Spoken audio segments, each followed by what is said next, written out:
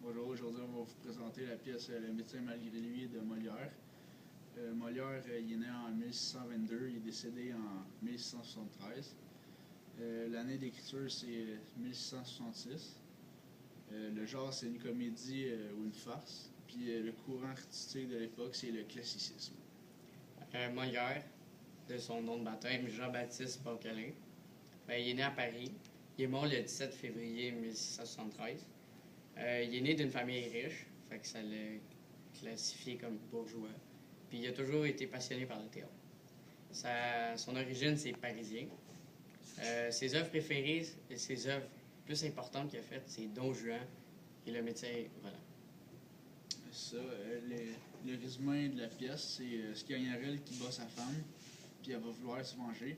Elle va le faire reconnaître comme un médecin reconnu qui peut soigner toutes les maladies possibles. Puis il va se faire engager de force par deux nobles. Ils vont le battre à coups de bâton pour qu'il accepte. Puis il va se faire. Il n'est pas capable de soigner la fille, mais il doit soigner une fille qui s'appelle Lucinde.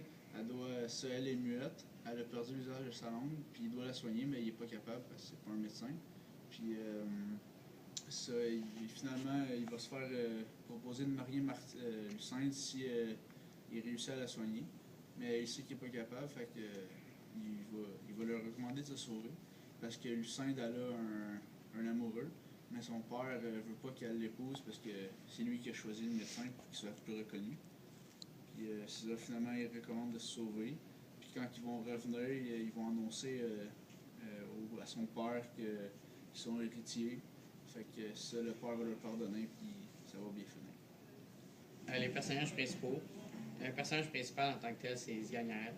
C'est le mari de Martine. Alors, toute l'action se passe en autour de lui.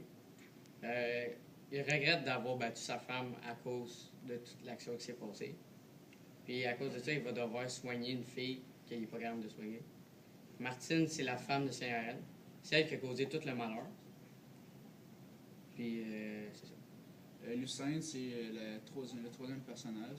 C'est la jeune fille muette qui a perdu l'usage de sa langue, que Sgagnarelle va devoir soigner. Ma réplique préférée, c'est que maudit soit l'heure et le jour où je m'avisais d'aller dire oui. L'enjeu de la pièce, l'action principale, c'est Sgagnarelle et sa femme qui chicanent, puis à cause de ça, Sgagnarelle est obligée d'aller soigner une fille appelée Lucine, qui est muette et muette. Puis à cause de ça, il se passe plein d'actions. Il se fait proposer de la marier, puis il veut pas. Fait que là, il l'oblige à aller avec l'homme qu'elle aime. Puis ils reviennent plus tard, puis tout finit bien. Le lien entre nos références culturelles et tout ça, j'en ai pas trouvé parce que j'ai pas vraiment de référence avec un homme qui bat sa femme et qui refuse de l'aide, mais c'est pas comme ça. Notre appréciation personnelle, moi personnellement, pas lui. J'ai bien aimé la pièce. L'intrigue était très bonne. Il y avait quelques répliques cocasses que j'ai bien aimées. En tant que tel, l'histoire est bien structurée. Et